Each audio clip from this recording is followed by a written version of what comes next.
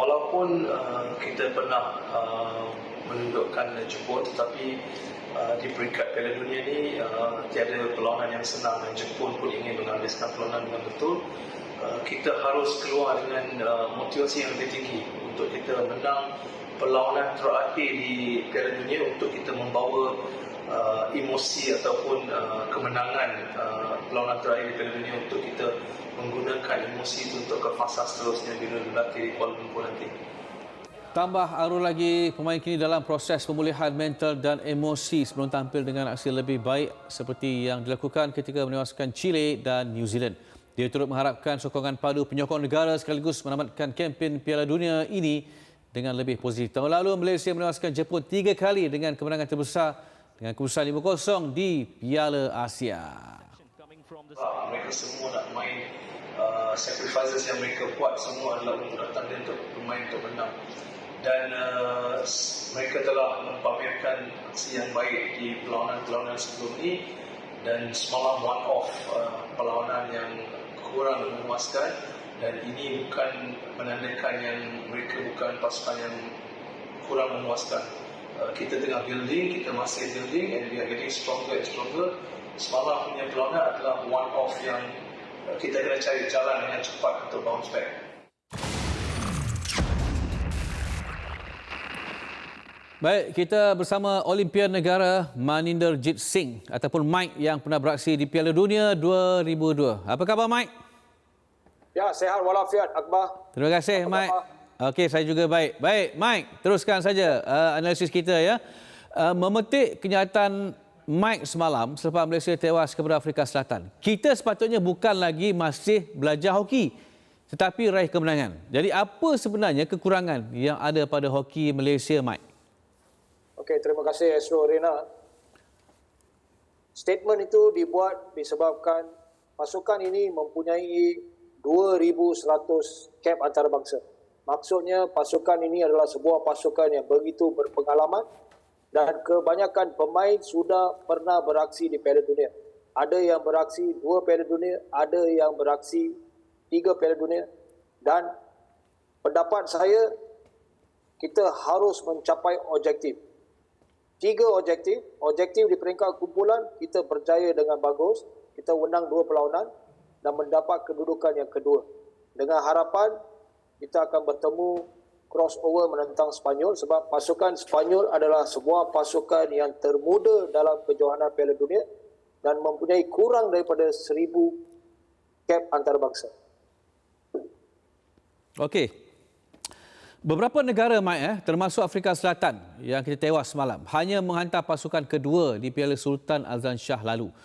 Adakah ini jadi cermin bahawa kita jauh ketinggalan dengan hanya bergantung harap dengan skuad utama? Mana pelapis, Mike? Okey, mengenai Piala Sultan Azlan Shah ni, mungkin masa yang dianjurkan tidak sesuai disebabkan itu adalah waktu Pro League dijalankan. 9 gergasi dunia beraksi dalam Pro League. Kedua, ada Piala Negara-Negara hujung bulan November. Ketiga, ada test matches antara Australia dan India. Dengan ini, gergasi-gergasi terbaik dunia tidak boleh dijemput untuk Piala Sultan Azlan Shah sebab tarikh tidak begitu sesuai. Kalau kita lihat Piala Sultan Azlan Shah, 4 pasukan ada daripada Asia, 2 daripada Afrika, 1 Afrika Selatan dan Egypt dan Malaysia. Dan tapi kalau kita lihat pasukan daripada Asia waktu itu datang, Pakistan adalah tim yang kedua, Jepun tengah rebuild, Korea membawa 6 pemain senior, South Africa menghantar pasukan kedua mereka, bukan pasukan utama. Dan Egypt bukanlah sebuah pasukan yang kuat. Dan untuk kita menang juara Piala Sultan Azlan Shah, memang kita harus juara disebabkan jemputan pasukan-pasukan itu tidak standing kita. Okey, Mike. Perlukah ada rombakan selepas Piala Dunia nanti, Mike? Jika perlu, bahagian mana yang rasanya paling kritikal? Pengurusan, jurulatih, pemain? Okey, sebenarnya rombakan ini sudah bermula 6 atau 7 tahun yang lepas. Kita telah tukar banyak jurulatih. Kita pernah ada Dharma, lepas tu kita ada Arul. kemudian kita ada Beng Hai, lepas tu kita ada Neil Hongwood, lepas tu ada Terry Walsh, ada Paul Revington, lepas tu kita bawa Roland Ottmans, dan akhir sekali kita guna jurulatih tempatan Arul Selvaraj. Kita sudah cuba 6 hingga 7 tahun yang lepas, banyak rombakan dibuat. Tetapi apa saya lihat kelemahan dalam pasukan ini adalah, orang kata dalam bahasa Inggeris, when matters most, we fail. That means bila saat-saat yang genting kita harus menang perlawanan, kita gagal. Kalau kita lihat Sukan Asia 2018, kita tak berjaya. Shootout kita kalah dengan Jepun. Qualifying round Tokyo Olympics menentang Great Britain, kita kalah 9-3, 2 perlawanan back to back. Bila saat genting, pasukan ini tidak mampu menang perlawanan. Itu adalah masalah utama dalam pasukan ini. Okey, baik Mat. Nanti kita akan berbicara lebih lanjut mengenai kekurangan kita.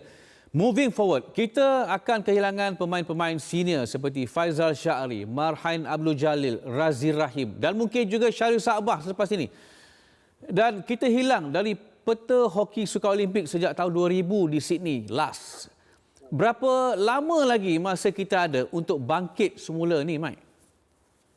Okey, secara jujurnya, pendapat saya pasukan ini harus melalui satu reboot atau fasa reboot. Tetapi kita mempunyai masalah besar sebab ini sajalah pemain ataupun bakat yang kita ada setakat ini.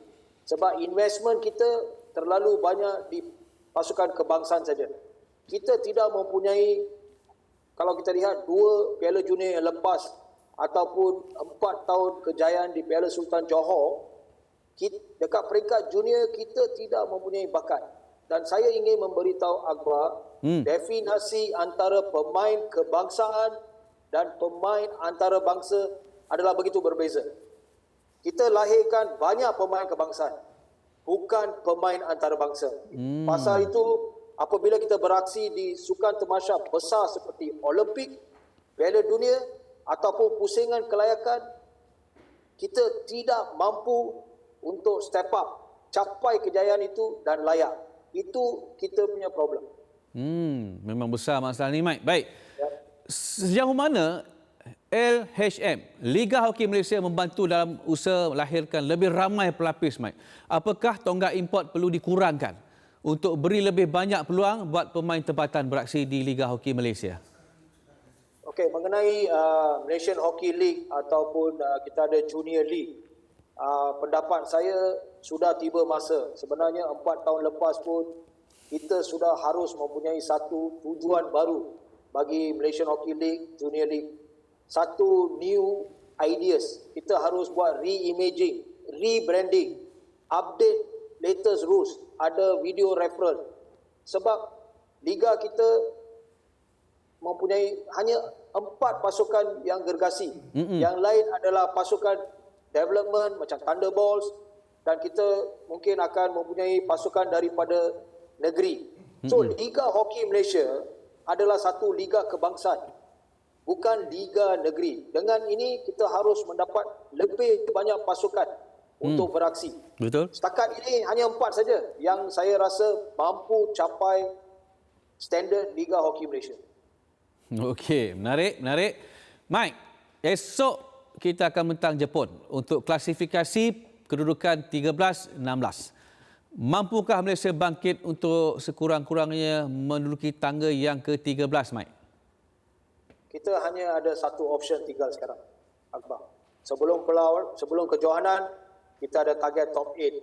Selepas kita gagal top 8, kita target 9 to 12. Sekarang kita gagal 9 to 12, kita hanya ada satu option di atas meja. Iaitu untuk habis di nombor 13. Seperti saya kata, Akbar, ada siapa-siapa akan ingat bagaimana pasukan kebangsaan ini bermula. Kita hanya akan ingat pasukan ini, mereka akan berakhir di peringkat mana. Okey, Itu Mike. objektif pertama. Objektif Betul. kedua, kita harus ingat ada world ranking point. Betul. Ketiga, kita harus maruah untuk negara kita. Yep. Yang keempat, psychological effect untuk Sukan Asia yang akan datang. Sebab jangan, kalau Jepun dah confident menewaskan pasukan Malaysia, mereka akan memberi keyakinan lebih baik kepada Jepun. So harus menang supaya Yep. kita mempunyai psychology advantage dalam Sukan Asia yang akan datang. Okey, Mike. Last but not least, Ya. apa harapan Mike selepas menyaksikan kekalahan demi kekalahan yang kita alami di Piala Dunia? Okey, sudah tentu kita tak capai objektif yang ditetapkan. Kita harus jadi top 10. Dah habis. Piala Dunia for us is finished. Tinggal satu perlawanan, is Jepun. That's it. Apa yang saya ingin lihat adalah fasa baru. Perjalanan ke Sukan Olimpik Paris 2024. Hanya ada 2 pintu untuk layak ke Sukan Olimpik. Pintu pertama, Sukan Asia Hangzhou. Pintu kedua, pusingan kelayakan FIH pada tahun depan Januari. Pada pendapat saya, ini adalah satu laluan yang begitu sukar dan sempit disebabkan Sukan Olimpik hanya 12 pasukan berbanding dengan Piala Dunia. Dunia 16 pasukan. Dan pusingan kelayakan Piala Dunia adalah benua. Mereka menggunakan benua based qualification. Jadi daripada Asia 4. Tapi Sukan Olimpik 6 pasukan sudah layak. 1 host France dan 5 champion of benua. Baki 6 pasukan lagi akan dipilih melalui 2 kejohanan. 8 pasukan, 8 pasukan. Top 3 akan layak. Pendapat saya, pintu pertama adalah lebih mudah daripada pintu kedua. Sukan Asia. Tetapi apa yang saya risau sekarang? Kebangkitan Korea Selatan. Standard of hockey of India totally different. Bronze medalist dekat esok dengan Jepun. Kalau kita kalah, kita ada 3 saingan di Sukan Asia. India, Korea dan Jepun. Itu pintu pertama. Pintu kedua, kita ada gergasi-gergasi daripada Europe, gergasi-gergasi pada Oceania, gergasi daripada Asia dan Pan Am akan beraksi bersama-sama. Satu laluan yang bukan mudah, Abang. Betul, Mike. Saya setuju. 23 tahun kita hilang daripada Olimpik. Mike dah beraksi 2 Olimpik. Memang terbaik. Terima kasih, Mike, sudah berkongsi pendapat bersama dengan kami di Nadi Arena. Terima kasih Aizul, Rina dan Akbar.